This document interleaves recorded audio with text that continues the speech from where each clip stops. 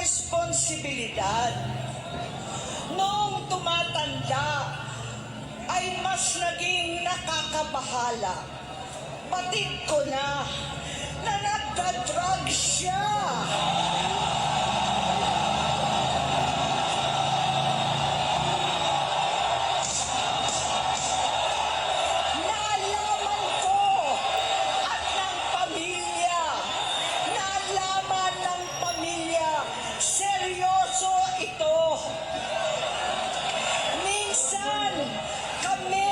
Presidential Guard at Metro Gompa ang naglilinis tuwing nagpa-party po sila.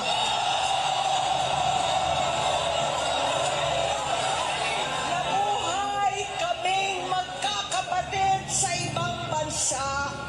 Kami-kami lang. Kinumbinsi ko pa si Bongbong, pakasalan mo na si Lisa. Naisip ko noon, kapag nag-asawa siya, malalagay na sa tahimik at magkakaroon ng direksyon. Ang laki ng pagkakamali ko. Mas lumala ang kanyang pagkalulong sa droga.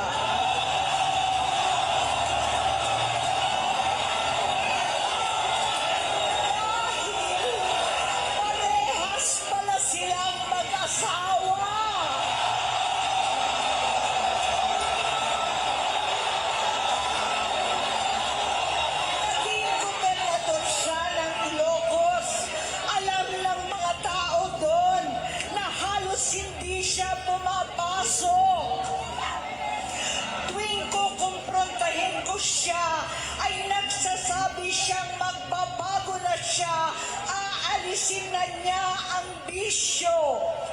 Hanggang sa may nagsumbong na naman sa akin na sa paggising pa lang sa umaga, kasabay ng almusal, marijuana pala.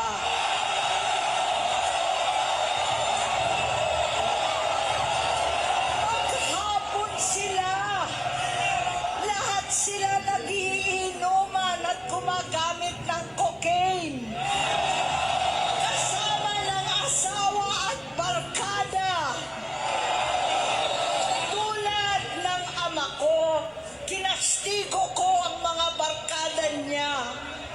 Ang nasirang si Bong Dasa, si Edvi Cruz, Inigo, Tony Boy, Sap Anton, alam po ninyo yan.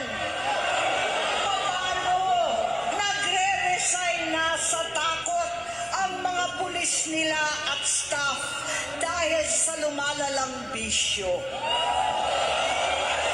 Inayos ko sila dahil gusto niyang ituwid ang buhay niya. Gusto niyang mag-vice-presidente. Hindi siya pinalad at lalong nagkaroon ng oras para sa bisyo. Simula noon, naging malabo sa amin ang lahat. Kaysa mag-away, bigla na lamang lumayo ang loob namin sa isa't isa. Noong 2016, kasabay ng kampanya ni dating Pangulong Duterte laban sa droga, lumabas ang pangalan ni Bongbong sa listahan. Nakasama siya sa listahan ng mga celebrities, mga artista, Maricel Soriano at iba pa. Masinsinan kong kinausap si Pangulong Rodi. Halos manikluhod ako. Sinabi kong ayon sa kapulisan, dapat unahin, usigin ang mga pusher at saka na lamang sagipin ang mga user. Naligtas si Bongbong. Labis ang takot ko at pag-aalala. Kinausap ko siya at nagsabi siyang talagang siya ay nagbabago na. Muli at lagi, hindi ako nawalan ng pag-asa. Ako'y naniwala ulit. Mula noon na ang natatanggap ko na lang na balita tungkol sa kapatid ko ay regular na pagpapadoktor. Kaya kumalma naman ako.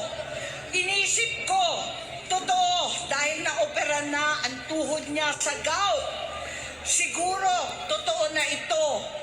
Hanggang nito, nalaman ko na tuloy ang paggamit niya sa mga party, nagarapalan, naghahain ng droga.